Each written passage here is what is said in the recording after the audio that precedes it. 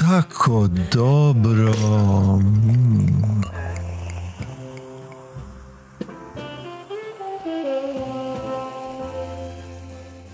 Da, dragi naše i dragi naši, mi smo tu uz vas. Vedran Kovačić Beli u našoj tonskoj režiji, moja malenkost Ljudevit Grgurić-Grga i moj gost, centralni gost danas, primarijus doktor Siniša Glumičić, specijalist maksilofacijalne kirurgije. Siniša, dobro mi je došao.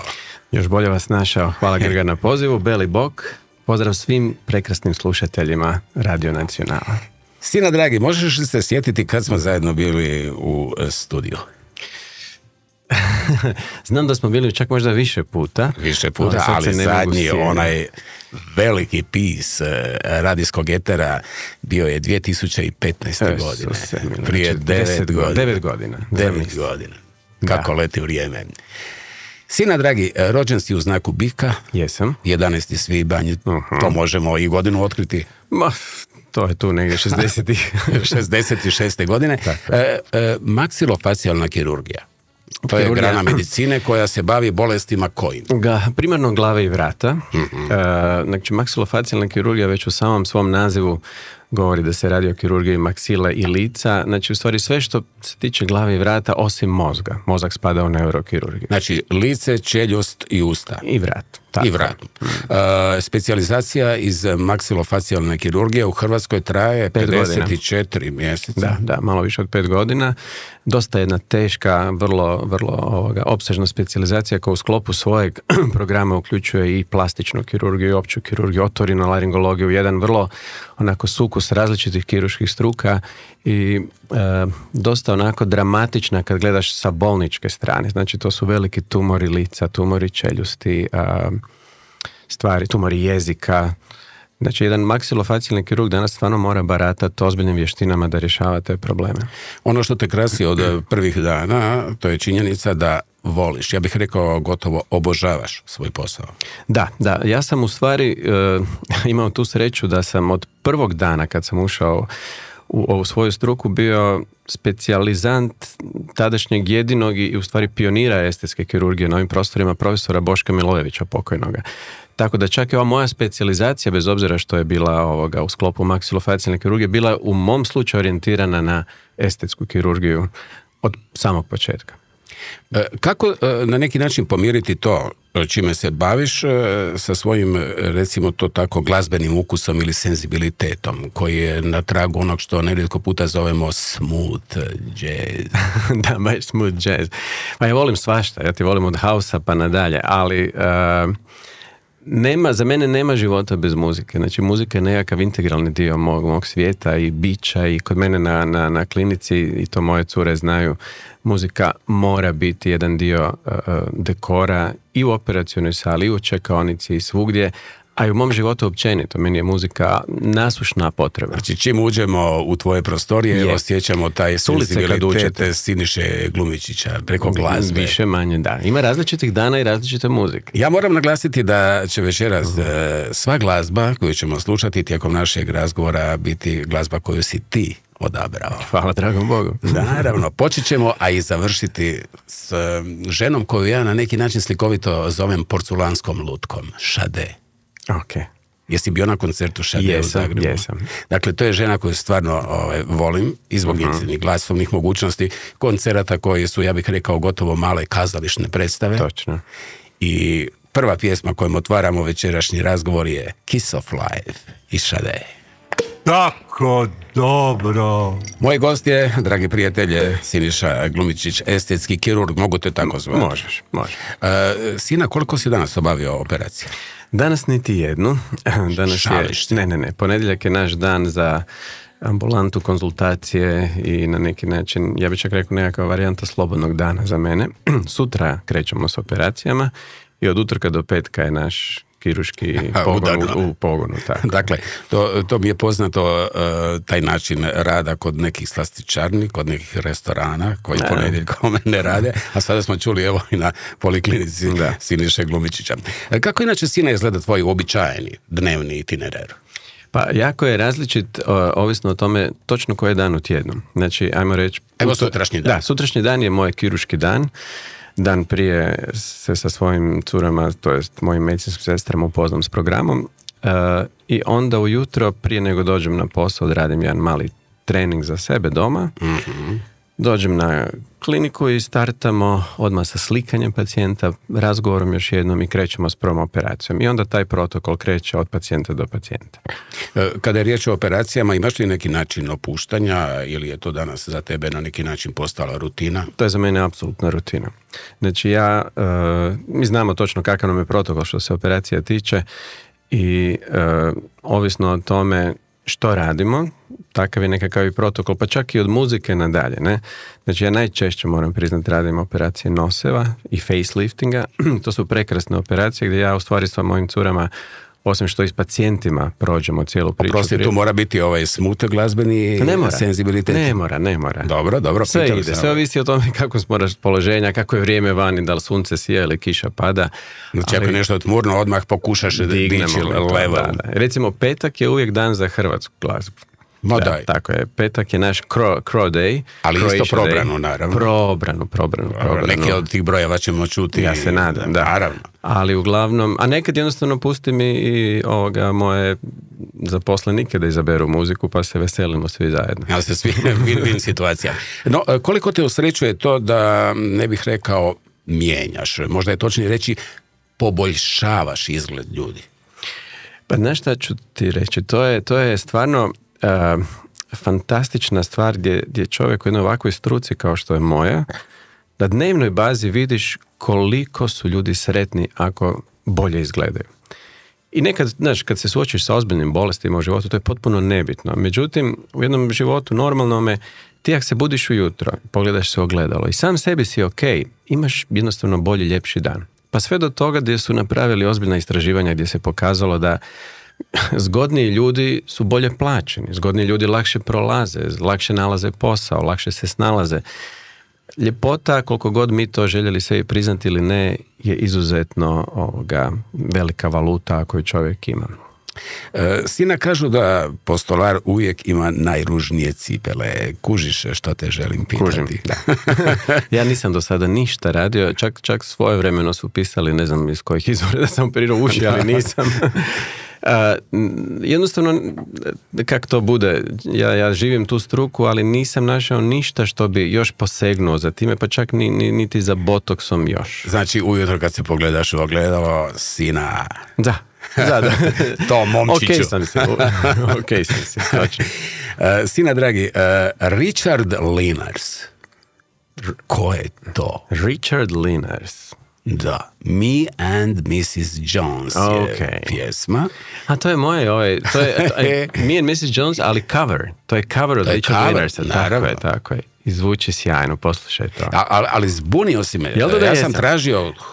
Ne, on je nepostojeći, čak ja nisam skužio, ali je izvrstan cover na tu stvar. Ali onda si me čak povukao na krivi trag, jer postoji jedan Richard Lenners, profesor, koji je direktor laboratorija za svemirske sustave. Rekao, nije vrag da čovjek u slobodno vrijeme pjeva ovako dobro i da obrađuje... Ja jako volim covere, znači ako ima neka stvar koja mi se strašno sviđa, onda pokušam i na YouTube ili općenito negdje na nekakvim tim aplikacijama muzičkima vidjeti ko izvodi istu stvar na neki drugi način. I tu i tamo me netko oduševi kao recimo u ovom kontekstu taj Richard.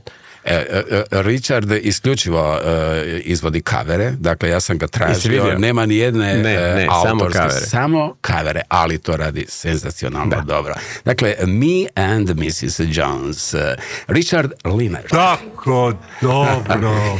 A i tako je dobro u društvu mog dragog prijatelja, estetskog kirurga, primariusa doktora Siniše Glumičića. Sina, jedan tvoj kolega jednom prigodom izjavio, pogrebnici i mi, estetski kirurzi, možemo biti sigurni da nikada nećemo ostati bez posla. Mislim da je to istina, apsolutno. Bez obzira na tehnologiju i sve što dalje se kreće i ide i artificial intelligence, što smo malo razgovarali, estetska kirurgija samo raste.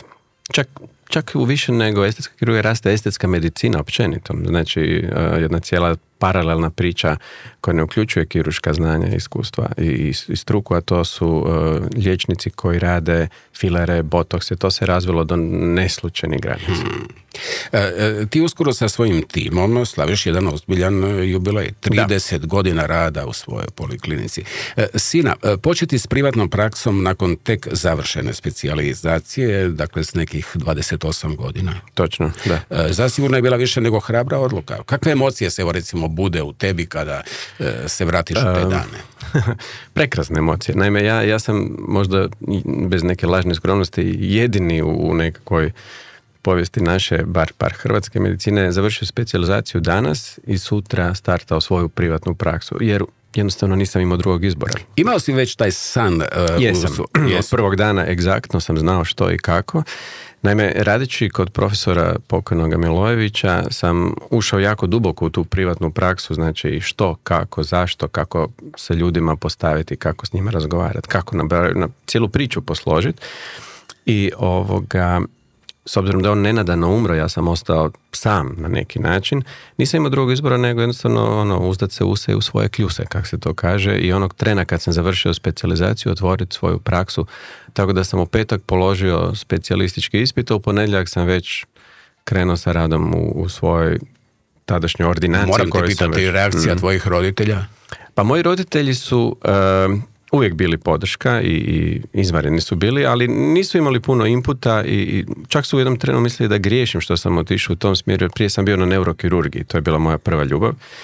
I opće poimanje, oni su bili bolnički liječnici, to je moj otac je ginekolog bio, mama je stomatolog, nekako su smatrali da bolnice daju i bolje znanje i edukaciju i privatna praksa mi je bila strani pojam u to vrijeme, a ja sam, kažem, od prvog dana bio u privatnoj praksi, tako da i čim sam završio specijalizaciju sam otvorio svoju privatnu praksu i krenuo s tim.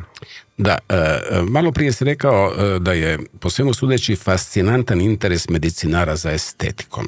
Dakle, kada si ti tih davnih godina otvorio svoju praksu, navodno vas je u cijeloj Hrvatskoj bilo 4 ili 5 sličnih praksi. Da, 3-4, tako. Danas ih samo u Zagrebu ima jedno, bez pretjerivanja, vjerojatno 5 puta više. Sigurno. Ja mislim da u Zagrebu ovakvih praksi kao što je moja, znači koje su kirurške poliklinike, ima 10-ak, a ordinacija i općenito ljudi, i to uključuje i stomatologe i medicinare koji rade estetsku medicinu, znači non-surgical aesthetics, filere, botokse, ima stotine.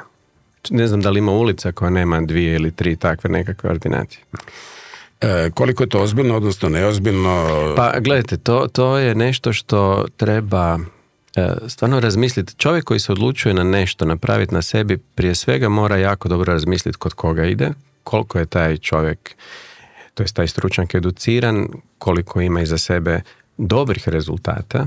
I ja uvijek kažem svakom pacijentu, gdje god da dođete, prije bilo čega tražite od vašeg izabranog liječnika da vam pokaže slike prijašnjih svojih radova prije i poslije. Tako. I to je jedina nekakva prava legitimacija znanja. Vjerujem da ćemo se složiti, bojim se da tu često presudnu ulogu igra novac.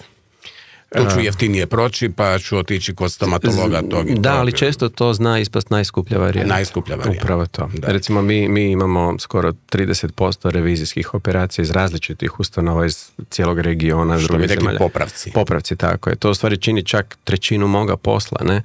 I što dalje idemo, taj postotak raste. A to su operacije koje su puno teže i zahtjevnije i teže je predvidjeti kakav će ishod biti ovisno onome šta zatečemo. Ne? Sina, u vrijeme kada si počinjao svoju karijeru estetskog kirurga, ljudi su, ja bih rekao, ne pretjerujem, kriomice tražili pomoć estetske kirurgije. Na neki način su se sramili, pa čak i lagali o vlastitim korekcijama. Danas, po svemu sudeći, vrlo jasno i hrabro progovaraju o njima. Po svemu sudeći, dakle, estetska kirurgija, time ispravi, više nije tabu tema. Ne. Bila je istina, to je bila izrazita tabu tema. I u tim mojim počecima jako malo je bilo, jako puno poznatih je dolazilo, ali bio jako mali broj onih koji to nisu skrivali. I onda dešavale su se situacije gdje bi imali neko poznato lice koje na sebi napravi promjenu, a skriva, i naravno da novinari to vide, pa jednostavno rade neugodnosti i njemu. I onda krene priča. Tako da ja se sjećam tam negdje 90-ih, Ivana Banfić je bila prva koja je javno progovorila o svojoj operaciji grudi, pa još takvih nekakvih poznatih je bilo, ne znam, Leila Filipović, tada Šehović, naša mis Hrvatske koja je operirala nos, nije to skrivala. I oni su polako razbijali te tabu teme i tabu priče i polako je to postao nekakav mainstream 2000-ih i nekih godina. Tako da danas više nema i danas ja uvijek kažem pacijentu, vi ste taj koji odlučuje da li želite da to vaša okolina ili općenito ljudi znaju ili ne. I to treba poštovati. Sina, malo prije si spomenuo Ivanu Banfiću. To je bila bomba. Izašla je reportaža, izašle su fotke. Da. Ivana je došla i rekla, znaš što, to će ovako i onako ljudi vide da se napravila, zašto da ja to skrivam, jesi ti ok da se to napravi od toga nekakva priča, ja sam rekao da pače. I tak su tu, to je jedan od primjera kako se ruše neke tabu teme. Ko je od urednica skužio da bi to mogao biti dobar materijal i da bi to mogla biti bomba? Ja mislim da je to tada bilo, nisam siguran da je to bila Gloria ili Arena. Ja mislim da je bila Arena. Da, Arena, točno, da, Arena. I ko je bio tada urednik Arene? Ne mogu se sad... Urednica, vjerojatno. Urednica, da. Možda Dubravka? Dubravka Tomeković? Aralica, da. Da, moguće da je Dubravka prije nego prešla u Gloriju. Da je to bila... napravila tu, tako je. Dubravka je uvijek imala uho za interesantne teme. Pa to je točno, da. Ne. Ali možda ne bi bilo zgorega provjeriti da li je to bila Dubravka Tomeković Aralica. Dubravka, dobra večer. Dobro večer, Grga. Dobro večer, Siniša. Dubravka, dobro došla na Valove Radio Nacionala, emisije Tako dobro, u kojoj je moj gost Siniša Glumičić. Čula si ova propitkivanja, tko je to? Jako si to misteriozno obavio, čestitam. Hvala. Ja nisam htio ni otkriti. Ali evo, ako samo smijem korigirati, ja tad nisam bila glavna urednica Arene, ja sam tad bila zamjenica glavnog urednika Arene. A zapravo sam uvijek voljela pisati i više sam pisala nego što sam uređivala, barem u Areni. I sjećam se kad sam tadašnjem uredniku Urošu Šoškiću došla i predložila tu temu, on je rekao, Tomeković, vi niste normalni. Ali naravno kao jedan odličan urednik koji je stvarno imao fenomenalan osjećaj za dobru priču, nije ga trebalo nagovarati dulje od 2 sekunde i tako smo reporter, fotograf i ja došli u ordinaciju kod Siniše, mladog doktora. Da, stvarno sam bila mlada tada, da. Ivana, i ja sam bila mlada. Pa to je bilo početak 90. Točno, to je bilo 90, tam negdje 5. 6. Da, točno. Dakle, to je bila na neki način vaša prva zajednička reportaža. Da. Pa to je bila prva zajednička reportaža, tako je, i ja sam zaista i danas fascinirana hrabrošću i iskrenošću Ivane Banfić, koja je bez ikakvog ustezanja pristala da se to fotografira, da se objavi i da ona o tome vrlo otvoreno priča. Moram priznati da sam nisam sigurna da bi baš puno njih danas to napravilo. Ne, ja moram priznati da sam ja tada bio iznenađen kak je ona bila u stvari to otvoreno ušla u to i u stvari bilo hrabro sa njezine strane, a moram priznati s moje. Jer sam možda bio mlad. Ja moram naglasiti da su zaživjele i eksplicitne fotografije, dakle oni su slikali kompletnu operaciju. Ti si, Dubravka, bila u operacionoj sali? Da, ja sam to gledala preko stakla s druge strane. Kako si ti to preživjela? A bez problema, nisam nikad imala problema sa pružanjem prve pomoći, s malo krvi i sve ostalo. Pa nije bilo puno krvi, jel da? Nije bilo puno krvi. Mislim, prvo moje značenje je bila enormna da vidim kako to izgleda i kako se to zaista izvodi. S druge strane, bila je to jedna neviđena privilegija da tako nečem prisustvuješ, ako već nisi model osobno, a onda barem da vidiš kako to izgleda na drugima. Ne, mislim, fascinantna priča i nevjerojatna hrabrost Ivanina i zapravo Sinišina da pokaže kako to uistinu izgleda.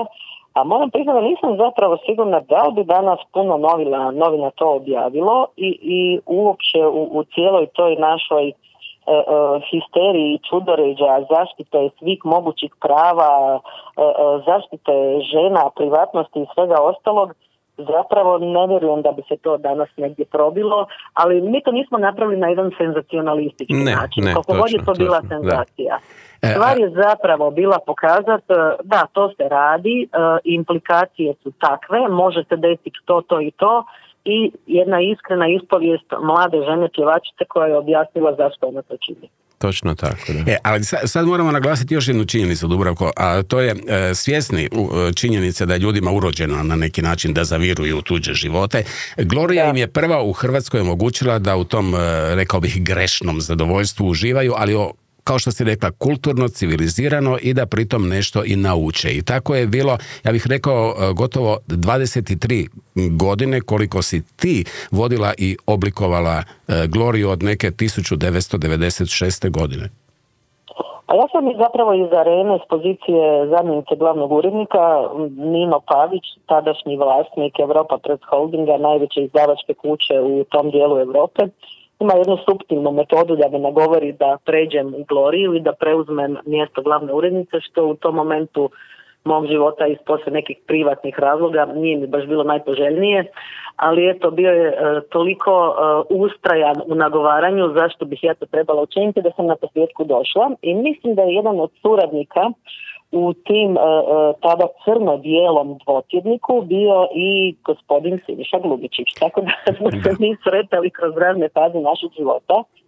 Ali u tih 23 godine stvarno smo odradili raznih priča i evo nekoliko puta sam imala prilike pratiti ono što radi Siniša i moram priznati da sam zapravo bila fascinirana njegovom želju i glađu za novim znanjem, za stjecanjem novih spoznaja, za istraživanjem i koliko je zapravo uložio u sebe da napreduju u svom poslu, jer u Hrvatskoj ti nemaš baš previše mogućnosti, znači novo znanje stječeš vani. Da, to je istina. To se ne poklanja, to se plaća i to je jedna ogromna investicija i evo, on je sigurno mogao voziti i neke silno bijesne aute i na sve moguće načine iskoristiti ono što je privredio, ali on je investirao u svoju kliniku i svaka čast, pa evo, imala sam priliku ljetos ponovo ga intervjuirati nakon 25 godina valjda. Jedan drugi magazin u kojem trenutno rađem, koji se zove Yacht Croatia i ostala sam fascinirana koliko je ta klinika se promijenila, koliko je tu investirano, koliko je to na bolje, ali isto tako i činjenica da su tamo još uvijek neke osobe koje s njim rade od početka. Pa to je onako jedna jako lijepa stvar kad ti radiš na kontinuitetu i svoga znanja i ljudi s kojima surađuješ. Da, o tome ćemo naravno u ovih nekoliko rekao bih minuta koje su ispred nas zasigurno dotaknuti i taj dio priče koji si ti sada, Dubravka, inicirala, ali moram te još pitati još jedan možda detalj. Naime, kada je Siniša osnovao svoju polikliniku, bio je najmlađi estetski kirurg u Hrvatskoj, ali svi su već tada znali za njega. U čemu je po tebi bila tajna? Očito je Siniša morao učiniti nešto drugačije od drugih. Pa prvo bio je mlad, drugo zgodan, što i sada, ali na svoj drugčiji, šarmantni i zreli. Sa velikom bradom. Bio je slobodan, mediji su voljeli takve doktore, a s druge strane zaista je bio stručnjak u svome poslu i osim toga on je zaista bio puno otvoreniji, rekla bih, od većine drugih liječnika. Ja ne znam kako to zakonski funkcionira, koliko se liječnici smiju eksponirati, na koji način promovirati to što rade, ali on se trudio biti prisutan u javnosti i na svim mjestima gdje se nešto događalo. I kao takav stvarno nije mogao ostati nezapažen, a s druge strane ako tu postoji stručnost, ako postoji kredibilitet u radu, onda je to jedna dobitna kombinacija, rekla bih. Da. Ja moram priznati da kad bi sad otvorio praksu, sad 2024. Stvarno ne znam kojim putem bi krenuo da tu praksu dignem na noge, kao recimo kako je moja praksa. Ono su bila druga vremena, imao sam nekakvu jasnu viziju, a sada ovo je nešto sasvim drugačije i krenuti u nešto, a imati u startu toliko ustanova koje se time bave i probiti se kroz tu šumu je izrazito teško. Da. Evo i za kraj, Dubravka, ja moram naglasiti da si ti na neki način kada si preuzela Gloriju, a to je bilo kao što smo rekli te davne 96. godine, napravila određeni facelifting Glorije, dakle iz crno-bijele si odmah insistirala na tome da bude kolor, da bude pravi papir i da od dvotjednika bude tjedna revija. Pa zapravo da, ja sam to u jednom trenutku izrekla kao neki pokušaj samoobrane, zašto ja ne bih trebala biti glavna urednica Glorije, pa sam rekla ostalom kakva je to ženska novina nakon koje su ženama prljave ruke kad je prelistaju jer je bila na crno-bijelom papiru otisnuta i u tiskari se to radilo na jednom sistemu koji danas više ne postoji i pripada muzejima, a onda je Nino Pavić rekao pa evo neka to bude tvoja prva urednička odluka, promijeni format, promijeni papir i radi modernu žensku novinu. I jednostavno mi je dao krila, nije pravio previše problema oko toga, niti imao nekakvih dodatnih pitanja, njega je samo zanimao rezultat, a to je tako jedna lijepa pozicija kad ti netko da otvorene ruke, da se okružiš suradnicima koje želiš i da radiš ono što misliš da je dobro. Tako da, evo, to je recimo bio taj neki ključni moment kako se to odvijelo, a što se tiče ovih drugih stvari, tad smo zaista bili otvoreni za puno toga i nije sve bilo dostupno kao danas, nije bilo društvenih mreža, internet je bio u svojim povojima i za novine, za tisak je to bilo jedno jako plodno razdoblje, a kao i za sve nove metode koje su dolazile kod nas, pa evo i liječničke. Eto, lijepo i Siniša na neki način... Mi smo bili u pravo vrijeme na pravom mjestu. Odlično smo se zabavljali i napravili smo dobar. A moram priznati, to su bile zlatne godine Glorije. Glorija u to vrijeme bila više nikada nije bila kompletan. To što je bila u vrijeme Dubravke Tomeković Aralice. Joj, dečki, nemojte, bit će mi neugodno. Ne, govorimo istinu. Dubravka, velika ti hvala što si s nama podijelila ovih nekoliko minuta svog dragocjenog vremena, uz velike pozdrave i radujem se do nekog novog susreta na valovima Radio Nacionala. Pozdrav vama, hvala, nastavite sa zanimljivom pričom i dobrom glasom. Hvala, Dube. Hvala velika, do slušanja. Može, čao. Bog, Dubravka. I evo, kao što je rekla Dubravka, nastavite s dobrom glazbom, a u nizu dobrih i više nego dobrih glazbenih brojeva po tvom izboru sina je John Mayer. Sjajno. Moving on and getting over. Yes. Da, John Mayer na valovima Radio Nacionala, emisije tako dobro po izboru mog dragog prijatelja, gosta Siniše Glumičića, najpoznatijeg estetskog kirurga u Hrvatskoj, sina John Mayer. John Mayer, divote. Izuzetno talentiran momak, ali iza tog talenta stoji i veliki rad. Veliki rad, uvijek. Ozbiljan gitarista i izvrstan vokal. 15 godina rada, što bi se reklo od ujutru do navečer, svirke istih fraza, ponavljanja, dok se nije dostiglo ovo što je sada i čemu sada uživamo. Sina, iako su, kao što smo već rekli negdje na početku našeg susreta, estetski zahvati nekada bili tajna, znalo se tko ima Glumičićev nos? Pa to kažu ljudi, ali iako ja ne vidim točno to, ja nastavim napraviti nos da bude najljepši na tom licu. A došli do tebe ta... Je, kako da ne. Dođu ljudi i kažu, mi hoćemo vaš nos. Kao da postoji nekakva šablona, ali ne postoji nikakva šablona. Znači, ali svaki nos, ne znam, sutra ih imam 3 na programu. Sutra? Da, toliko. 3 nosa? 3 nosa, da. Svaki od njih je uvijek i napravio sam ih tisuće i tisuće, uvijek priča za sebe. Znači, ljudi imaju... kao otisak prsta? Pa upravo kao otisak prsta, da. Znači, različite su kosti, različite su sluznice, hrskavice. Jednostavno, kad uzmeš skalpel i prođeš kroz tkivo, nekada jedva možeš zarezati koliko je žilavo i tvrdo, a nekad prođe kroz putar i moraš jednostavno stvarno proći tisuće tih operacija da možeš se adaptirati svakom takvom novom slučaju, novom nosu i jednostavno ga kreiraš iz lica, nos se mora poroditi. Naravno da mi imamo tehniku koju, svako ima neku svoju kiruršku tehniku koju prati svoje nekakve protokole i korake operacije, ali svaki od tih koraka je podložan nekakvoj svoje vlastitoj adaptaciji u tom danom trenutku. Tako da nema šablone nikakve. Ne? Dakle, i danas je nos na neki način ili operacija nosa kraljevska operacija. Je. Po meni je to daleko najzahtjevnija operacija u toj cijelom svijetu estetske kirurgije, jer imate jednu prekrasnu malu arhitektonsku cjelinu, jedan onako piramidu u kojoj imate sve, i kože, i kosti, i mišiće, i sluznicu, i hrskavice. I sad kirurg mora, i to pogotovo ja radim bez vanjskih rezova, znači nema nijednog reza na koži, nema nijednog ožiljka, treba ući unutra, sve to presložiti, što polomiti, što zbrusiti, što Sino, ti sad pričaš kao automehaničar. I kreirati novi nos. I taj nos mora složiti se i pasati novom licu. A reci mi, dragi prijatelju, kakav je osjećaj vratiti samopouzdanje nekome tko je cijeli život patio, primjerice zbog klempavih ušiju ili velikog, odnosno grbavog nosa?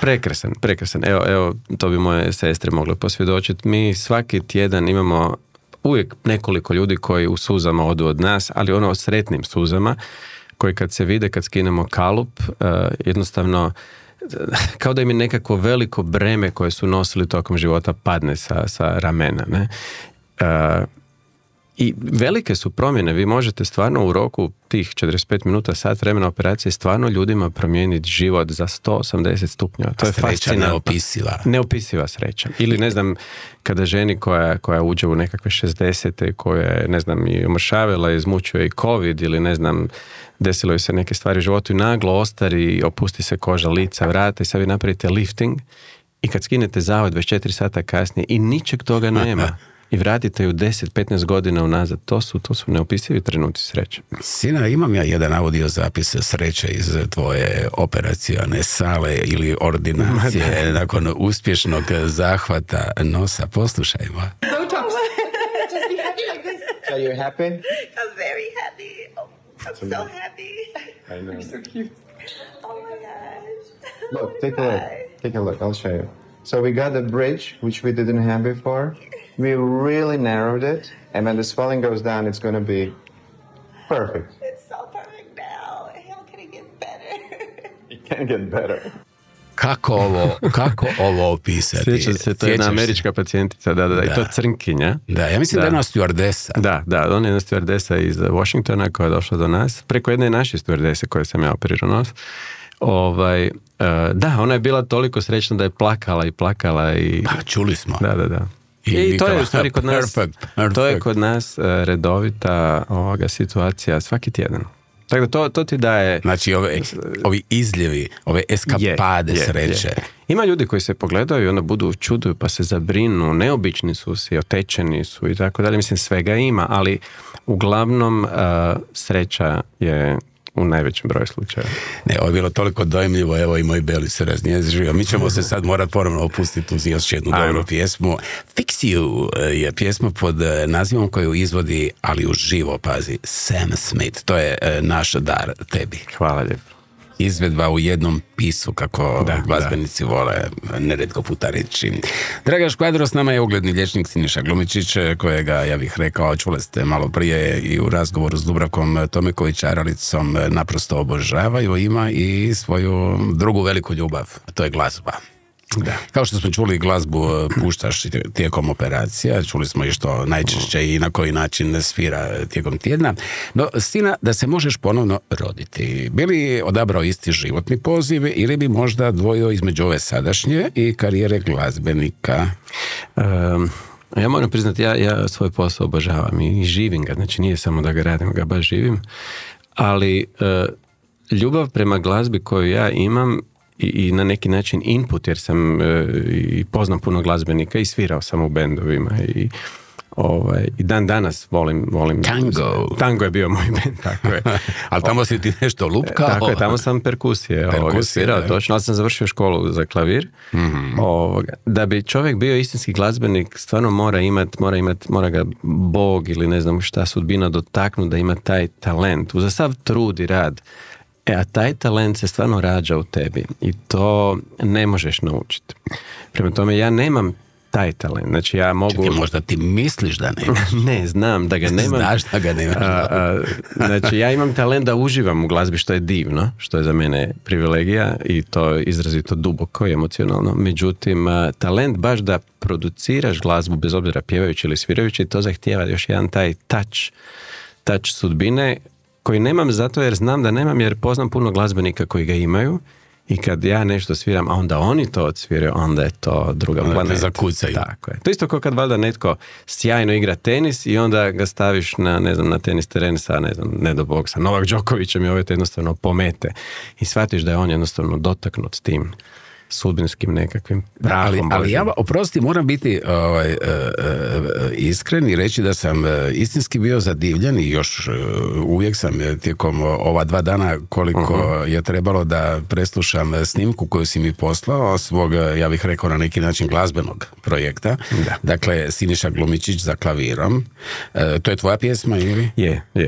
Dakle, ovako, Draga Škvadro, ja to mogu najaviti kao ekskluzivu u programu Radio Nacionala. Možeš. Da, okay. Ovo je velika privilegija, dakle, pustiti u svojoj emisiji nešto što je tvoj glazbeni uradak, gdje ti sviraš klavir, a klavir je, kao što si rekao, iznad svih instrumenta.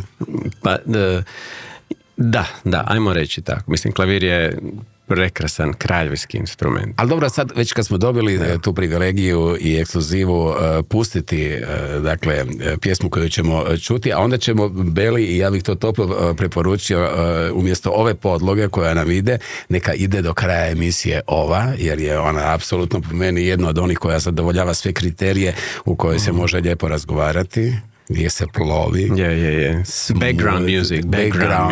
Da. Ali možda nekoliko riječi o tom glazbenom projektu. Pa u stvari, konkretno ta stvar, to je, ajmo reći, uradak mog sina i mene. Znači, moj Mark, moj najstariji sin, koji je izrazito, a ja mislim da on ima Koliko malo... Koliko je Mark sada? Mark je sad 17. 17 godina? On je Kako vrijeme leti, da. On je moj najstariji sin. On ima taj jedan muzički dar i gift i izvrsno svira klavir i nekak smo zajedno, nas dvoje, oko te pjesme se nadigravali, igrali, svašta smo radili, svirali u četveroručno i tako da, dok u konačnici nije iznjedrilo se nešto. I meni se to strašno svidjelo i onda sam mom dobrom frendu Krešu Tomecu, koji je inače basista iz Kubizma, ali je fenomenalan i producent i izvrstan muzičar, predložio da on to malo obradi, napravi i Krešo je složio od toga jedan, po meni, masterpiece u tom smooth jazz varijanti, tako da sad razmišljamo da to obogatimo s jednim malim albumom, jedno 4-5 stvari, baš da ovakav background soft music, što na ovim našim prostorima rijetko čujem. Geržina, recimo, radi takav jedan vrhunski smooth saksofon jazz i izvrstanje kao takav, ali nema puno toga u ovim našim krajevima, bar da ja znam. Dakle, ovo je prvi glazbeni uradak. Prvi moj autorski, ajmo to dobro, tako nazad, i Krešo Tomec. I Mark, naravno. I Mark, tvoj Mark, pjesma ima svoje ime, nema ime? Nema još. A moglo bi se... Radna verzija. Mark i otac. Ili... Daddy and Mark. Pa recimo, to bi mogla biti kao prva u nizu pjesama. Nešto ćemo naći, ali Marka tu mora biti. Obećaš? Svakako. Sad ćemo poslušati 1-2-3 minute ovog glazbenog uratka, dakle ovo je Škvadro ekskluziva, a onda će se ona kasnije provlačiti kao leitmotiv u razgovoru do kraja današnje emisije, dogovoreno. Deal. A i mi ćemo je naravno koristiti, dopuštaš. Slobodno. Poslušajmo sada 2-3 minute, dakle ovoga glazbenog uratka, ovo je premijerna izvedba Siniše Glumičića i njegovog Marka i Krešo Tomec.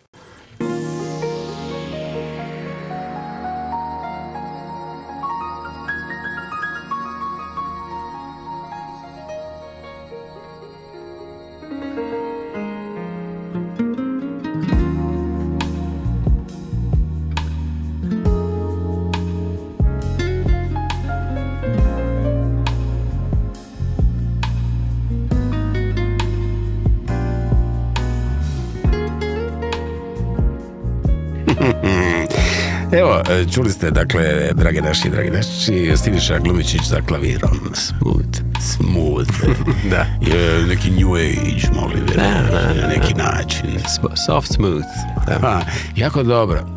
Drago mi je da ti se sviđa. Sina, jako dobro i hvala ti na ovoj prigodi da to pustimo premijerno u radijskom eteru, konkretno eteru Radio Nacionala. Kakav je tvoj pristup dizajniranju lica? Postoje li šifre ili recimo na neki način te, rekao bih, matematičke formule ljepote?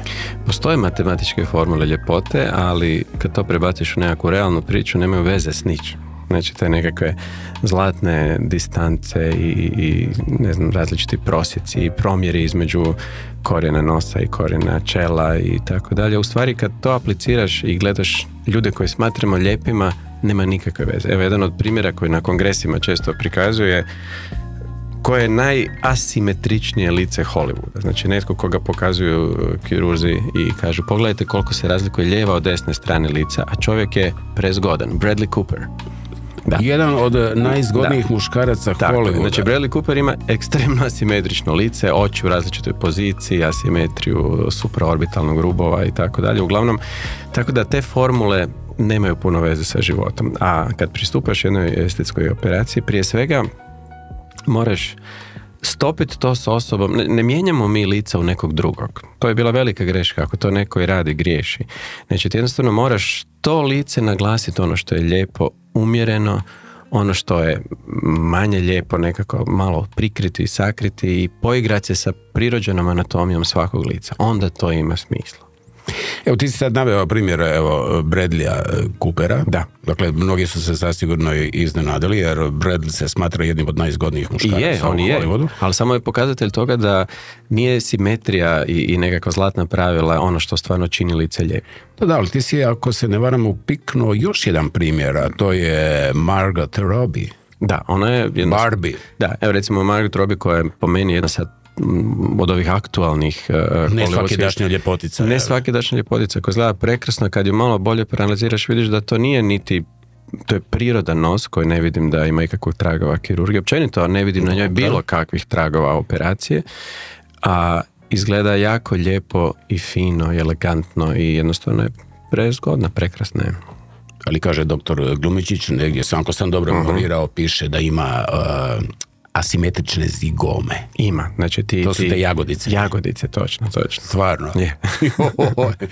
Ljepota je u stvari u asimetriji. Dakle, ljepota je ipak u asimetriji. Je, točno. Pa mislim da su skužili negdje da je Mona Lisa asimetrična u svojoj ljepoti. Da, u velikoj mjeri. Znači, još od vremena Leonarda da Vincija se proteže ova teza o tome da su najljepša lica ona koja su na neki način u stvari je to znanstveno dokazano. Znači, radili su u LA-u na ovome, kako se zove, na velikom jednom fakultetu u Los Angelesu su radili ispitivanje među studentima i pokazali su im oko 100 lica koje su kompjuterski podijelili u 2 identične polovice. Ne? I onda bi pokazali lice prije podjele i savršene simetrije. I ljudi su morali birati kojim je lice najljepše. I u 90 i više % su studenti izabrali asimetrično lice kao najljepše od ta 3 od iste osobe. Čemu je catch? Jednostavno ljudsko oko voli te nježne asimetrije, interesantnosti lica. Ipak ljepota u oku promatrača. Upravo tako. Sina dragi, kada je riječ o estetskim operacijama u Hrvatskoj, evo jedno pitanje, jesu li žene još uvijek češći pacijenti ili su ih muškarci počeli stizati? Ne, žene su još uvijek tu broj 1 i hvala dragom Bogu da jesu, iako muškarci polako love ritam. Nema dana da mi nemamo muškog pacijenta, ja bih rekao. S tim da prije, dok sam još radio transplantacije kose, koje ne radim sad već dosta dugi niz godina, su bili puno češći, jer transplantacija kose je primarno uglavnom muška operacija. Radi se i kod žena, ali puno rjeđe. Tako da ako gledamo globalno u zahvatima estetske kirurgije, žene zauzimaju negdje 70%, a muškarci 30%. Pitanje, zašto muškarci idu pod nož, je li to u pitanju ego, ljepota, karijera? Sve zajedno. Mislim, sutra baš oprimam jednog mog prijatelja, muškarca koji je uspješan, vrlo uspješan poslovni čovjek, čak bi ja rekao zgodan čovjek u svojim 40-ima, ali cijeli život živi s tim stvarno izrazito velikim nosom. I sada ga je to počelo smetati. I Francuzi kažu nakon 40, ako operiraš nos, pomladiš se, ne samo da se proljepšaš, nego se i pomladiš za jedno 5 godina. Tako da on će dobiti dvojaku priču, em će izgledati bolje, em će se pomladiti, a i problem disanja koji mu prije nije bio, sad mu je postao veći, pa onda usput riješimo i devijaciju septuma. Tako da jednim udarcem dvije muhice. Da, ali kažem, onda imaš muškarci koji uđu u 50. i 60. i jednostavno nije im drago kako stare. I to je danas sve češće i češće i onda probaju svašta i onda shvate da u stvari kirurgija najbolje rješenje i naprave lifting vrata, lica. Sina, znaju li došli ljudi koji kažu, recimo, ja bih želio izgledati kao primjerice Brad Pitt, ili dođe žena pa kaže, ako je moguće Angelina Jolie? Pa čak mislim da više nema skoro nikoga ko dođe na pregled, a da nema mobitel i da mi ne pokaže sliku, jel bi moglo ovako nešto. Sad rijetki su oni koji kažu... Kao kod frizera. Da, točno. Ako može vas vrtiti sad. I ja nemam ništa protiv toga, da pače. To mi je jedna moja antena gdje vidim koliko ljudi imaju dodir sa realnošću.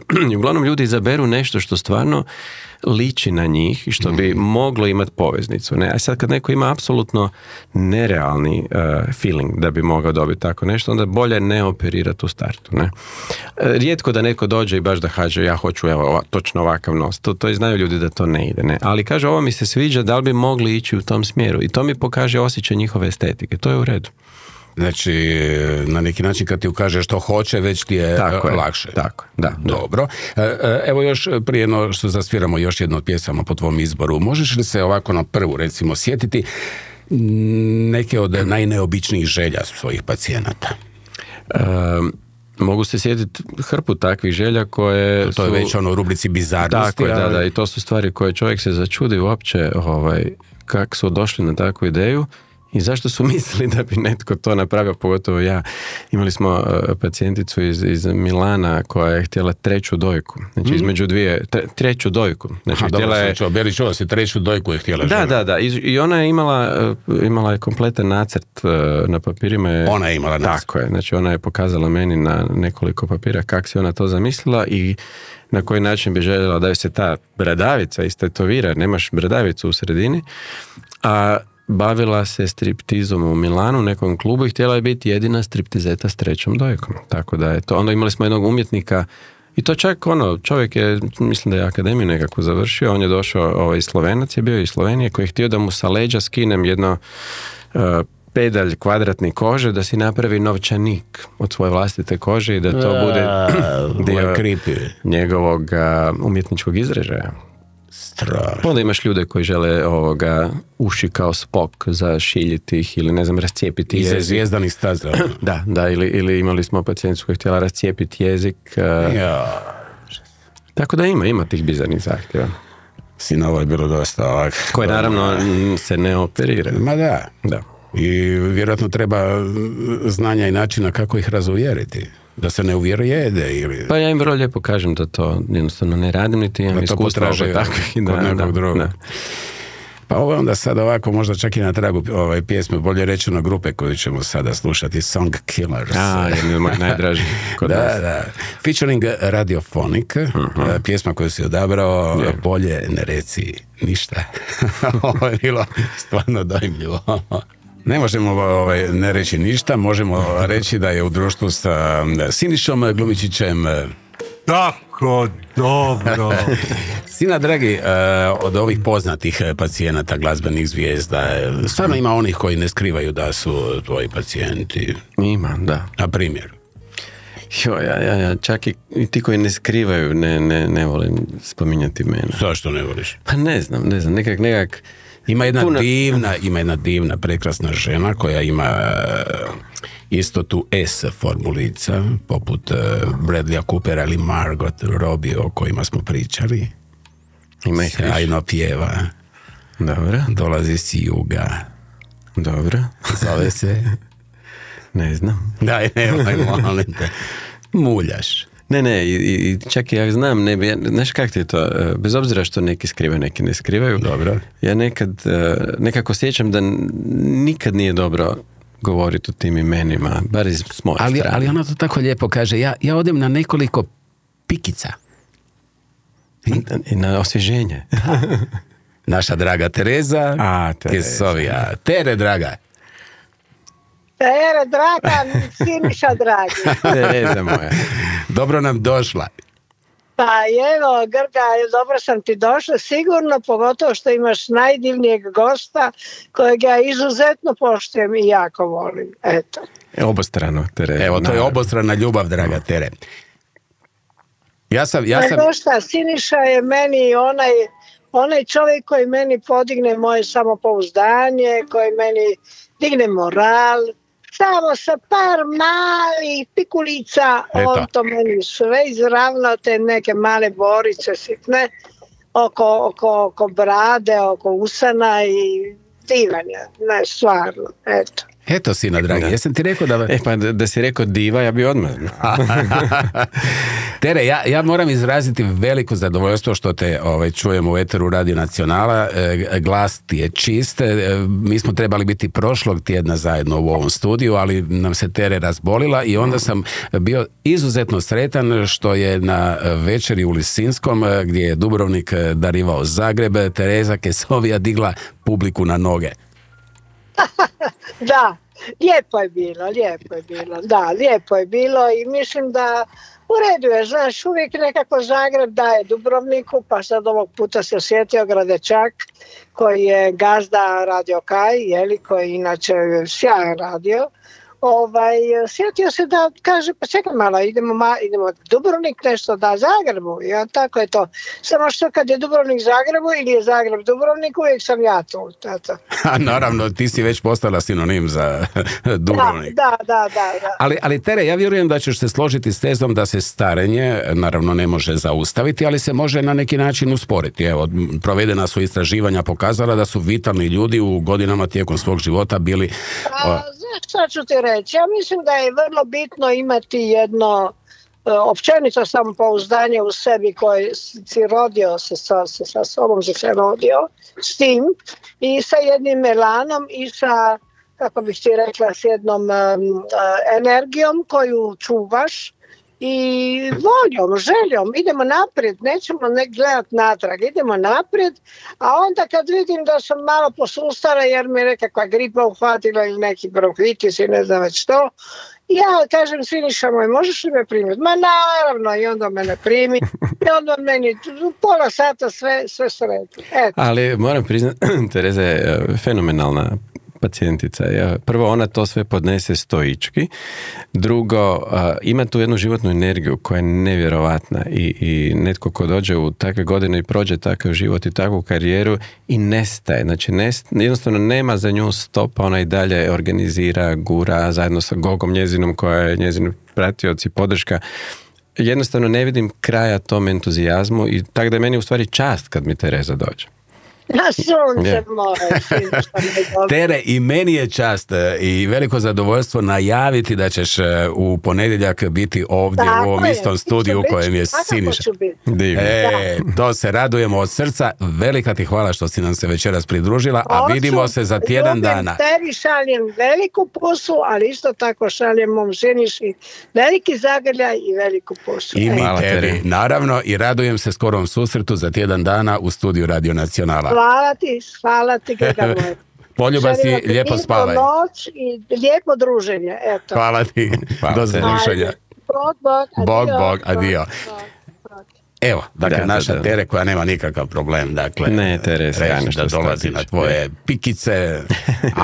Male stvari. Male stvari i ono što smo rekli, a stvarno to dokazuju i ta provedena istraživanja, evo, vitalni ljudi poput Tereze su bile, ali pazi definiciju, dominantne osobe, što je Tereza zasigurno, dobro se nosili sa stresnim situacijama, podnosili uspone i padove, ali zadržali i humor u najtežim situacijama. Da, bez toga nema, očigledno.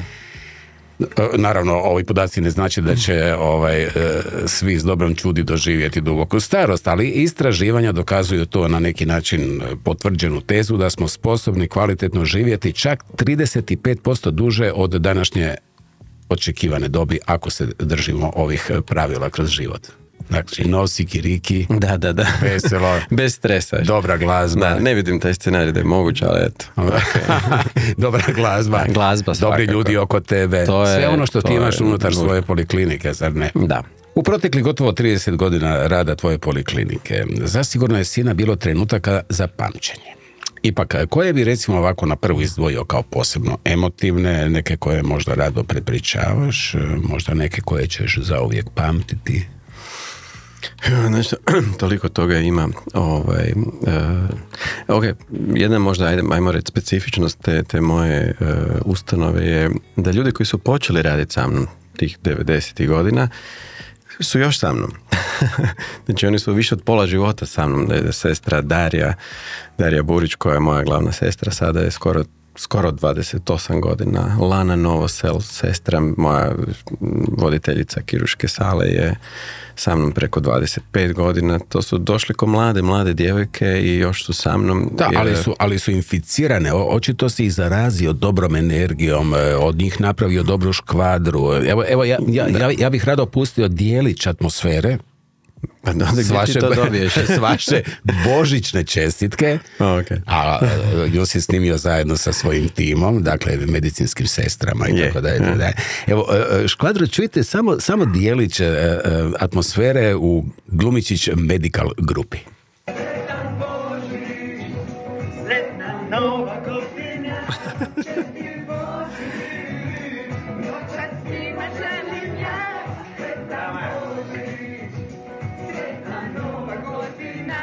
To smo radili za jedan mali ples za Instagram, čestitku za naše pacijente. Da. I sad se ti tu pojavljuješ u nekom kariranom sakaču. Ja svake godine za Božić imam neke ludo odijelo. Ali evo, ovo je pravi dokaz. Dakle, pa ja svoje zaposlenike tretiram ih ko moju obitelj. Mislim, oni jesu moja obitelj. Da. Lijepo.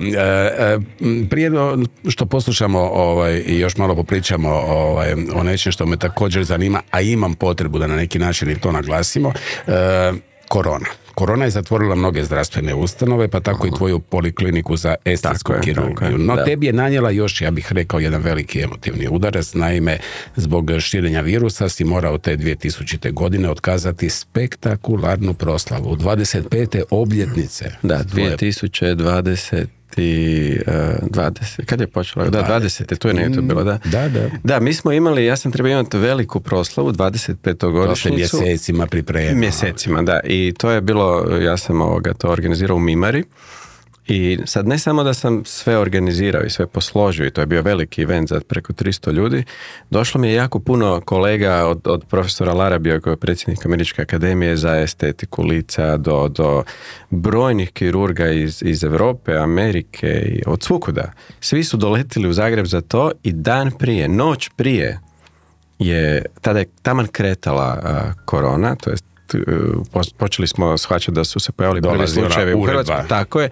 I mene su nazvali iz Ministarstva zdravstva i rekli, ne možemo ti zabraniti, ali preporučujemo da se to ne organizira, da se ne desi taj event, jer može se desiti da se netko zarazi na tom eventu i to će biti katastrofa. Nismo znali šta to nosi.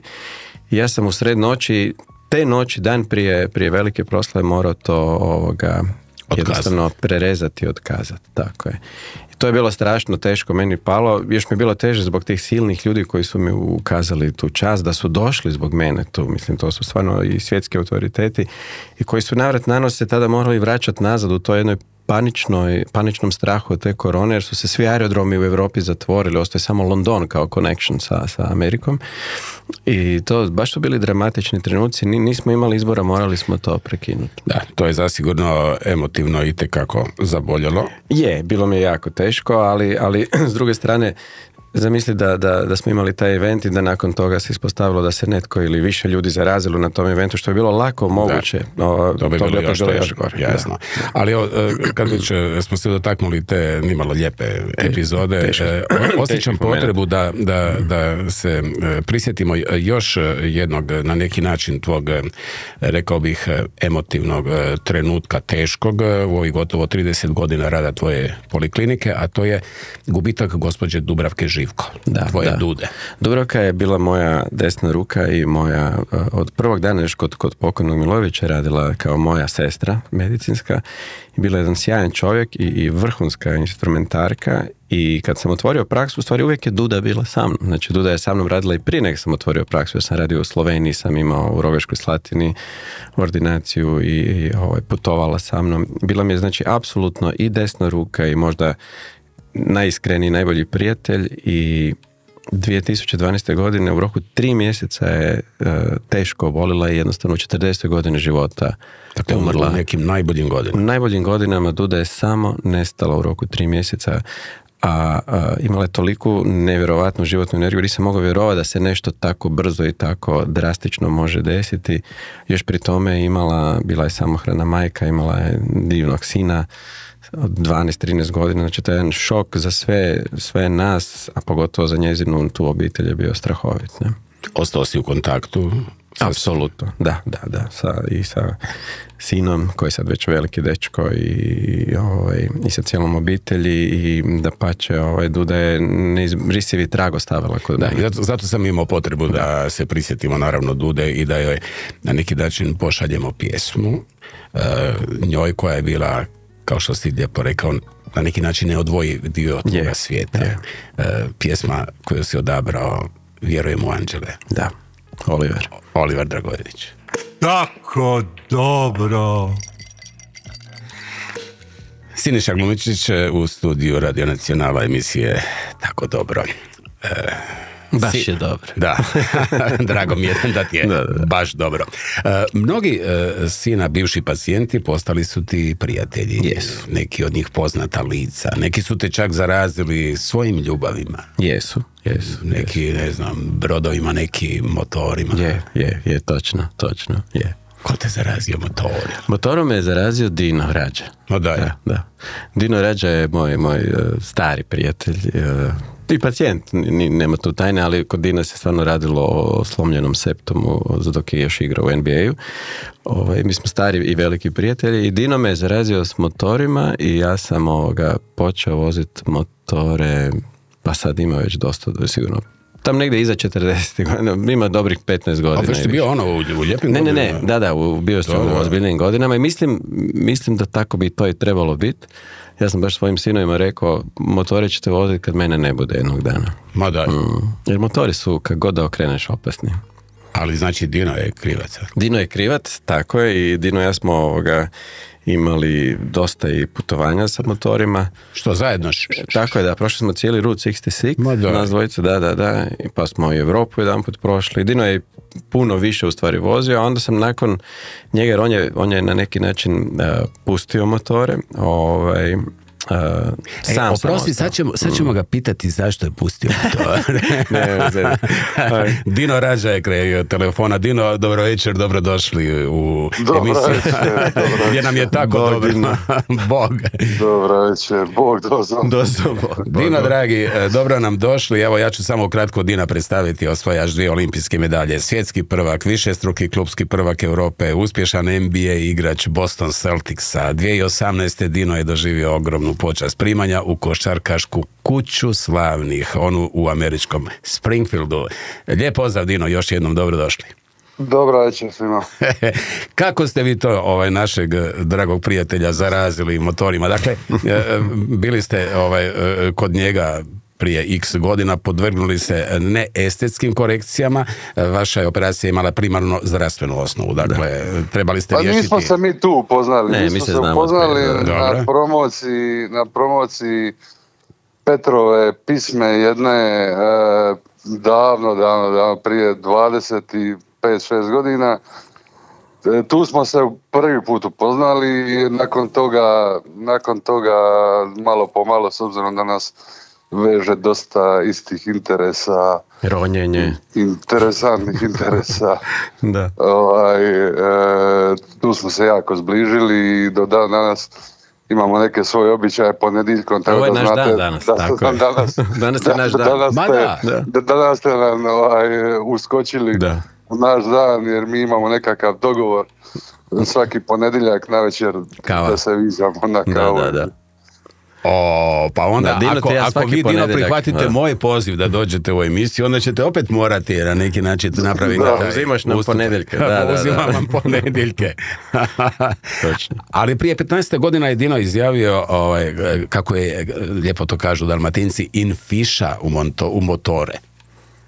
Pa je, to je prekrasan jedan svijet, totalno različit od auta. Na primjer, kad putujete s motorom i stanete na pumpu, znači nema šanse da stane drugi motor bez obzira na registraciju, bez obzira na nacionalnost, znači odmah se ide u priču s njime. Kad neko stane s autom i vi ste s autom, nikad nećete ići u priču s nekim nepoznatim likom. A kad je motor, odmah, odakle si, di si, kusi, di si bija, šta iskustva, i to je nekakav takav svijet. Motori kad se vide iz suprotnog smjera, pozdravljaju se. Da.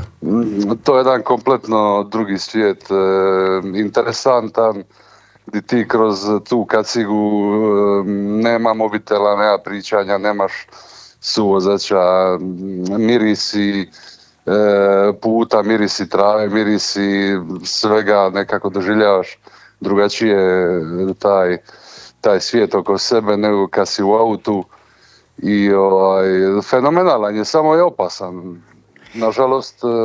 Da, mislim da ste imali jak razlog da na neki način prekrižite motor i sada svirate gitaru. Mislim da je neka prometna bila presudna u tome. Da. Prošao sam čitav svijet uzduž i poprijeko i onda ispred kuće 4 cure prođu na crveno i pogode me direktno i onda nisam imao neke strašne posljedice, ali kad sam došao kući pa kad sam vidio klince i promislio da su mogli za 2 dana ići na sprovod, onda sam rekao to im neću priuštiti. Iako smo mi odradili Route 66 nakon toga, Dino je sjeo na motor. Jesmo, ali to je još bila neka faza kad mi je strašno nedostaje taj dio života, a sad polako Da, recimo ja svake godine u tak negdje oko 10. mjesec napravim jedan put na motoru i sam idem. Ja u stvari do sad sam jedino s Dinom išao, pa kak njega nema, sam odem. Pa sam odem po kalifornijskoj obali, recimo od Seattle se spustim dolje do San Diega. I to što kaže Dino, kad si na motoru nema ništa osim putovanja. Znači ti gledaš, paziš, naravno moraš biti stalno koncentriran i osjećaš sve to oko sebe, dok u autu ti ni ne znaš gdje si, ideš od točke A do točke B, ne? Tako da taj motor daje taj jedan kompletnu imerziju u svijetu oko sebe, ali s druge strane svake godine se pitam šta mi to treba, jer natovarim svu tu prtljagu na motor i onda prolaze ti kamioni na autoputima, uvijek ti je glava malo u to. Još si vuk samotnjaka, nemaš nikog za sebe. Dino, bilo je veliko zadovoljstvo na kratko vas čuti u emisiji u kojoj je moj gost zadovoljstvo vidimo se u ponedjeljak, Dozo. Da, Dozo je jedan od rijetkih mojih prijatelja, uvijek tih prijatelja ima malo s kojim sam konstantno na vezi i s kojim se viđam stalno i među kojima nema tajni. Ja sam kum malom, njegovom najstarijem. Tako je. Tako da mi je to mi je velika i čast i dokaz toga koliko smo mi bliski. Je, stvarno bliski, da. Dino, uz veliko hvala, možemo li vas bezecirati za jedan od ponedjeljaka i pozvati vas da dođete u studio Radio Nacionala? Ma možemo, naravno. Hvala vam veliki pozdrav vama, vašoj gospođi Viktoriji i naravno do slušanja, a vjerujem i do skorog susreta u studiju Radio Nacionala. Lijep pozdrav, Dino. Pozdrav. Bog. Evo ono što možda samo kratko nismo dotaknuli, to je činjenica da je Dino imao čak 3 frakture nosa tijekom sportske karijere. To je bio jedan od stvarno teških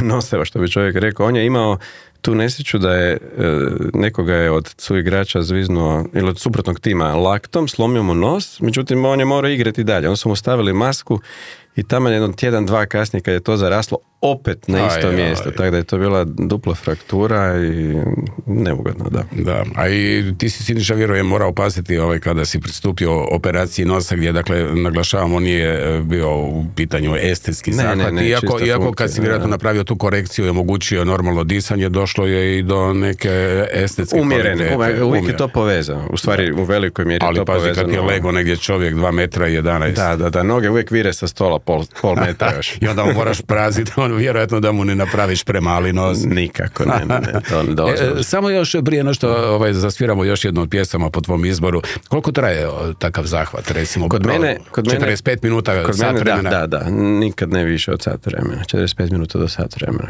Zvono i to je to. Nema zvona. Mislim, ono školski sat.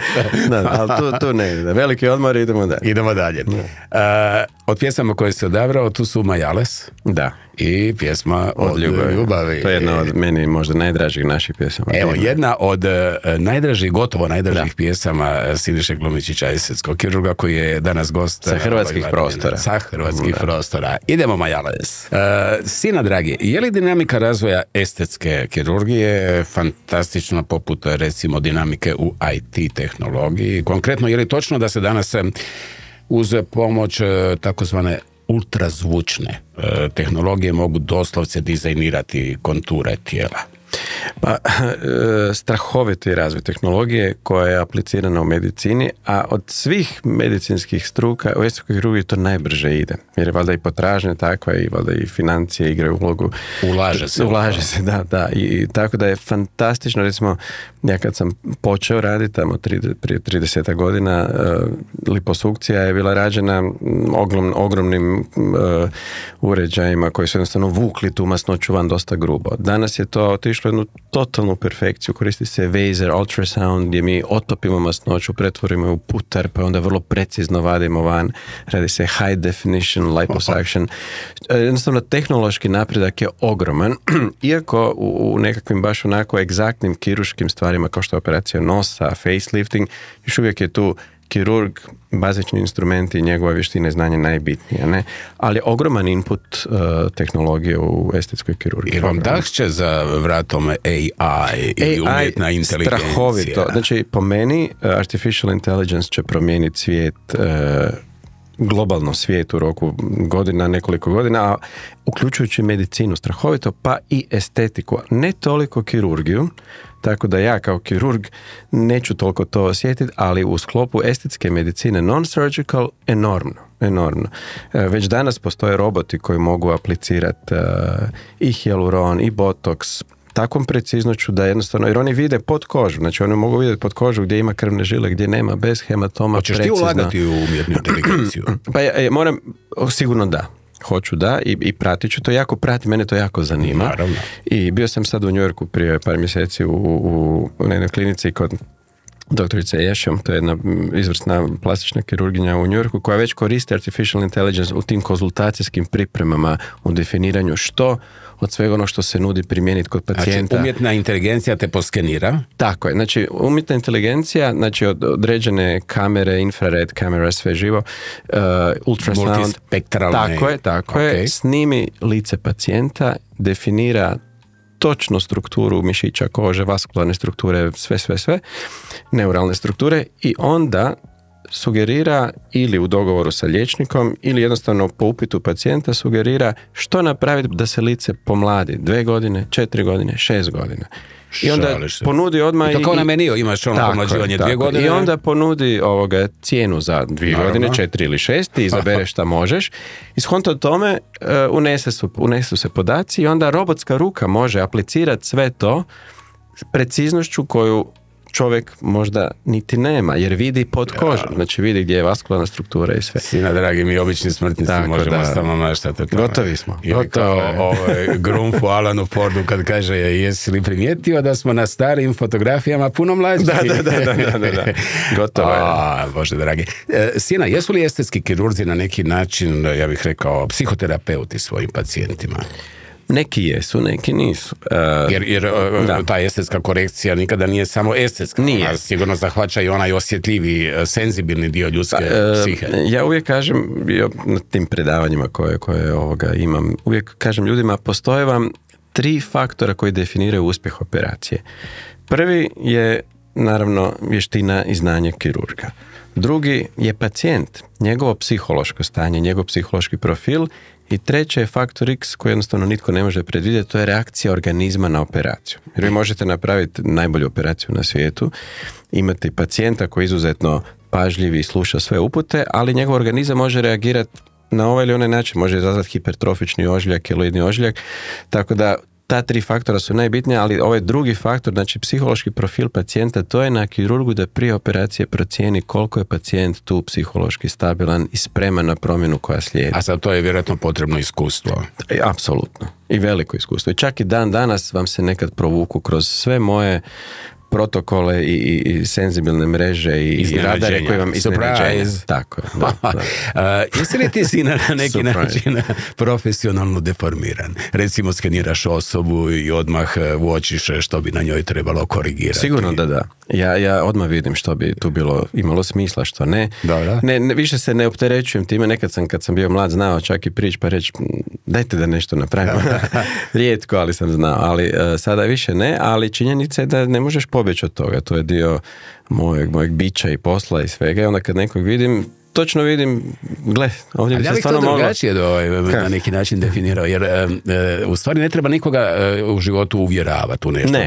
Daješ informaciju, a ti sam po sebi kad uđeš u neki prostor ili upoznaš nekoga, si informacija sam za sebe. Prema tome, ako netko želi napraviti i razmišlja o nekoj korekciji, to je prava adresa. A često zna se nekad desiti da neki ljudi koji bi strahovito imali beneficiju takvog jednog zahvata, nisu uopće svjesni da se to može napraviti. Niti mogu pretpostaviti šta bi to za njih značilo, što očigledno znači da je možda nije to ni jako bitno, ali nekad sam znao im otvoriti taj prozor i onda bi razmislili, došli, to napravili, stvarno bi dobili od toga veliku, strahovito dobro priču. I sad za kraj u ovom dijelu razgovora, prije no što bacimo jednu življu pjesmu, a to je odabir naprosto zato jer mora biti zbog teme o kojoj ćemo nakon te pjesme malo prorazgovarati. Ja vjerujem da je tvoja struha i psihički i fizički jako zahtjevna. Dakle, moraš imati kondiciju, trebaš stajati s rukama u zraku, moraš imati mirnu ruku, satima. Moraš, da. To je vrlo fizički. Kirurgija je fizički naporan posao i zahtijeva čovjeka stvarno da bude u formi. Nema vam neprospavanih noći ili ne znam... Znači uredan život. Morate imati jedan svoj ritam kao profesionalni sportaš. Tako je. Koliko sati čorkice? 7 sati. Obavezno. Obavezno. Ja se držim tog protokola izrazito nakon operacije opuštanje pa ne nešto specijalno u tom kontekstu, ali ja nemam problem sa operacijama. Operacija je stvarno jedna moja rutina već jako dugi niz godina, ali moram imat noć na spavanu, moram imat te nekakve moje predradnje koje su mi bitne da se osjećam ok. I moraš biti naravno dobrog raspoloženja. Moraš biti dobrog raspoloženja. Da. Evo sad ćemo pustiti jednu pjesmu za dobro raspoloženje. La Isla Bonita je naziv pjesme, a izvodi je Madonna. Hajde. Odabrao sam Madonu, naravno s razlogom. Naime, estetsku kirurgiju, složit ćemo se, najviše su prigrlile slavne i poznate dame, koje vječno žele ostati mlade i lijepe. No, nerijetko se mnogi pitaju je li to bila dobra odluka. Točno. Kužiš li ti kojim putem ja sad idem? Potpuno mi je jasno, ono trena kad se Madonu spomenu. Da. Recimo Madonna, evo budimo sad, otvorimo karte, po mnogima nije baš najsvjetliji primjer uspješnih. Ni najmanje, da. U stvari ja se nekad iskreno čudim ljudima kao što je Madonna i ima takvih primjera, počeš od Mickey Rourkea, koji je bio jako zgodan čovjek, koji imaju i mogućnosti i novaca i žive u svijetu gdje ima stvarno vrhunskih stručnjaka koji jednostavno naprave... U čemu je keč? Što se dogodilo? Ne mogu to nekad shvatiti. Da li je to jednostavno pretjerivanje sa strane njihovih želja i onda nađu čovjeka koji pokušava odoljeti tim željama, a to ode u katastrofu. Nije mi to jasno, moram priznati. Kak sam ja, Amerika je nekakav izvor bio uvijek mojih znanja i edukacija i dan danas postoji nekoliko tih klinika koje obilazim svake godine i to su već i moji prijatelji i kolege i onda ih uvijek pitam istu stvar, pa kako je moguće da netko takav sa takvim i financijskim backgroundom i svim ostalim napravi to i oni sami kažu otišao je went to the wrong person, tako, otišao je u krivo kod krive osobe. Sina, sad ćemo od ovog kraljevstva skalpela dotaknuti se na kratko botoksa. Dakle, botoks je danas, vjerujem, složit ćemo se, postao prihvaćen gotovo kao jedan, ja bih rekao, od načina održavanja higijene. Apsolutno, da. Jesu li bili u pravu oni koji su govorili da će se štetni učinci, dakle iznimno popularnog botoksa, tek vidjeti? Odnosno, kako je tvoje mišljenje o botoksu, budući da si ti ipak kralje skalpela? Ja koristim botoks svaki dan, često. Mislim, ne ja osobno, nego dajem, apliciram ga pacijentima i to stvarno evo već preko 20 godina, više. Ja čak mislim da sam ga u Hrvatskoj počeo prvi koristiti. Znam da kad smo htjeli koristiti botoks, ima jedna zgodna mala anegdota vezana uz botoks. Ja sam imao dogovor 97. 8. kod doktora Kejmara, to je jedan tada bio top plastic surgeon na Beverly Hillsu, da dođem gledat operacije, ne? On je operirao Franka Sinatru, jako puno tih hollywoodskih zvijezda i preko jedne moje jako dobre veze u Americi sam uspio kod njega dobiti 7 dana da mogu prisustvovati operacijama, što je jako teško da vas neko pusti tako. I ja sam uzeo kartu, došao u Los Angeles, došao kod njega po dogovoru i njegova tajnica mi je rekla, joj, doktor Glumiček, kako bi oni rekli, imam lošu vijest za vas, doktor Kamen nema ni jednu operaciju ovih 8 dana, jer uskoro će biti dodjela Oscara i svi dolaze na botoks. I on od jutra do noći radi botoks. I sad, šta ću sad, gotovo došao sam tamo. I onda sam bio s njim i on je radio taj botoks od jutra do mraka i radio ga je jako lijepo i precizno i na neki način sam tu ulovio te prve korake i kad sam se vratio u Zagreb, ja sam krenuo davati botoks. I pokazalo se da je taj botoks ne samo da je stvarno izuzetno dobra stvar ako ga se radi kako treba i umjereno, nego su se indikacije za botoks strahovito povećale u međuvremenu. Znači, botoks se sad koristi i prije se koristio, ali i za migrene, i za glavobolje, i za različite druge probleme, tremore, neuralgije, pa sve do tih različitih estetskih situacija, ptoza, asimetrija lica. Botoks ima samo jednu manu, a to je da nestaje efekt nakon 4 do 6 mjeseci. I onda morate ga ponoviti. Onda ideš. I tako da čovjek koji se odluči postići nekakav lijepi efekt botoksa mora znati da ako želi to zadržati, mora ga ponoviti nakon 4 do 6 mjeseci. Eto, dakle, drage dame, a naravno i dragi slušatelji, čuli ste sve što ste trebali ukratko čuti o zahvatima botoksom. Ostala nam je još jedna pjesma, u stvari 2 pjesme, ali ova predzadnja je isto jedna od tvojih omiljenih, sigurno Žaža. A jako volim Žaža. Da, kada budemo sami i tu smo ti odabrali ovu akustičnu verziju Žaža. Top verziju. Može, kao da smo u operacionoj sali i sad krene Žaža. Ajmo, vozi, Beli. I evo, lagano smo se približili kraju, ne znam kako tebi, ali meni je proletilo. Top, prođe to, dok trepneš oko. Kažeš 2 sata, a u stvari proleti. Evo i za sam kraj, jedna statistika, ovo je dakle fascinantna brojka, mislim da je točna, iako ja ne znam da li ti vodiš taj svoj interni skor onoga što si napravio u svojoj karijeri, ali navodno si izveo više od 12,000 operacija, ili se taj skor povećao? Sigurno više, jer ako uzmeš u obzir da je to sad 30 godina i da je to 400-500 operacija godišnje. Znači 13 negdje bi mogla biti, 13,000. Operacija od korekcija nosa, face liftinga, podizanja kapaka. Pa sve ono što je u toj estetskoj kirurgiji. Sino, što je bilo teže? Uspon prema vrhu ili ostati u društvu najboljih? Pa nisam nikad to tako ni razmišljao ni doživljavao.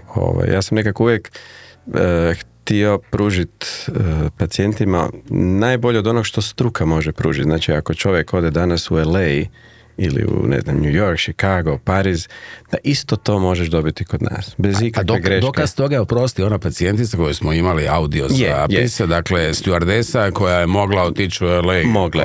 Ja mislim da više od 50% naših pacijenata dolaze van Hrvatske. Što mi je jako drago, jer u stvari onaj jedini pravi marketing u koji ja vjerujem, koji je najteži i najsporiji, to je od usta do usta.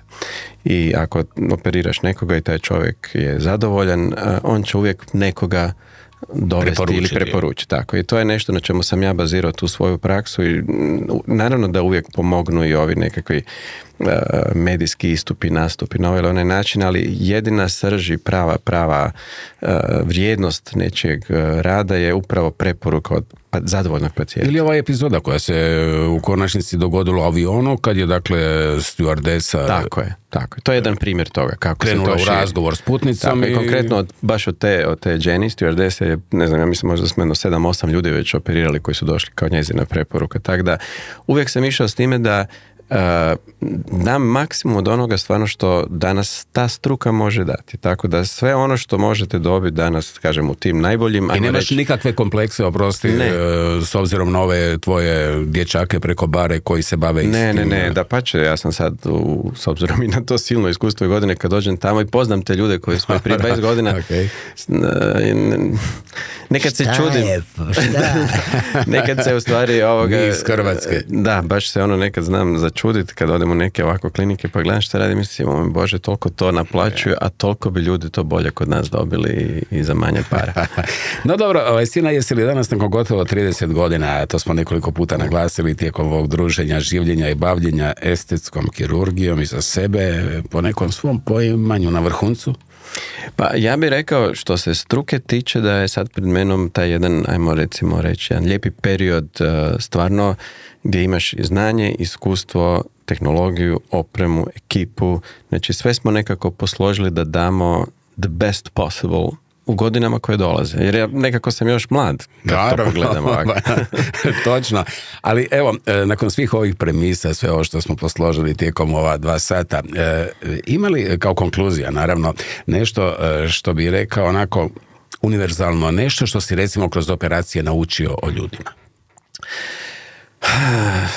Nije lako pitanje. Nije lako pitanje, ali ima jedna stvar, a to je da ja, recimo, to znaju moje asistentice na poslu, moji pregledi su dosta kratki. Znači, ima ljudi koji tom pregledu daju jako puno vremena, međutim, ja kad mi čovjek uđe u sobu, odmah osjetim na koji način razmišlja, da li sam ja dobar liječnik za njega ili ne, i ako se to posloži, te dvije energije, jako brzo kliknete. Tako je, jako brzo se dogovorimo i ono što sam shvatio je da pozitivan pacijent, znači netko ko vjeruje svom doktoru, ko je pozitivan u očekivanju, ko je jednostavno optimistična osoba i njegov rezultat je u velikoj mjeri garantirano uspjeh.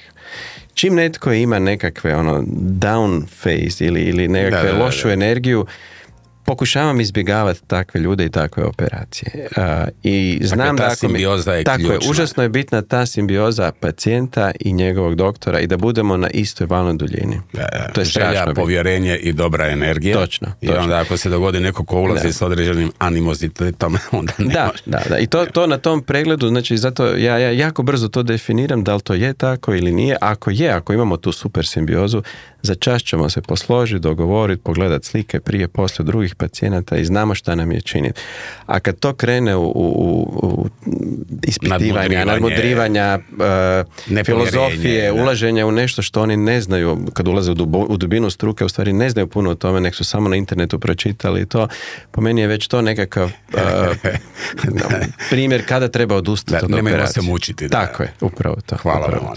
Evo i za kraj sam naravno sačuvao šećer. Naime, tijekom tvojih 30 godina profesionalnog rada dosta se toga dogodilo i u tvom privatnom životu. Znači, nekada, to ja što znam iz novina, najpoželjniji zagrebački Neženja, tako da sjećaš se tih... Bilo pa se spominjao. Zaljubio se 2005. godine, to je točna informacija, u slovensku ekonomisticu Metku Heinz. Metka Heinz, da, s kojom danas imate 3 Tako mala, već je Sloven. Dakle, Mark Kristijan ima 17, jel? Mark je najstariji, on je 17. Zak Dorian 14. Tako je, sad će 14. Da. I Tessa May 9. Tessa May 9, tako je, Tessa princeza. I oni su naravno centar tvoga svijeta. Jesu, oni su svi troje su sjajni i nevjerojatno je kako čovjek u stvari tek kroz tu djecu spozna tu neku ljubav koju prije nije znao da postoji. I kako se ti snalaziš u ulozi supruga i oca? Pa ja mislim dobro, solidno. Evo kao što ćemo zajedno već ti i Mark skladati. Da, imamo puno i zajedničkih interesa. Tessa je sva isto u muzici i u plesu. Zak je više u sportu, Mark je u jednom i u drugom, tako da... Hoće li netko možda putevima... Pa ja im puštam to na slobodu, ne vidim za sad nekoga da pokazuje nekakav interes u ovom smjeru. Nije se uhvatio kako bi rekao Dino za ješku. Ali ja isto, meni su roditelji liječnici, pa nisam razmišljao o medicini do jasno, ne znaš kada će se dogoditi. Tako je, taj switch. Ali puštam potpuno njima na izbor, nemaju nikakvu presiju u tom smjeru. Sina, bilo je veliko zadovoljstvo, prenesi pozdrave svoje obitelji, gospođi Metke, naravno, Marku Kristijanu, Zaku Dorijanu i Tessi May. I evo, što drugo nego velika ti velika hvala, puno uspjeha u danima koji su pred tobom. Hvala tebi od srca, hvala na ovoj divnoj muzici koju smo zajedno podijelili, baš je bilo lijepo. Iznenadio si me s gostima, moram priznati. Ali bilo je i više nego zanimljivo, evo kaže Beli, baš je zanimljivo. Tako dobro. Dobro. Hvala ti i velik pozdrav. Hvala od srca.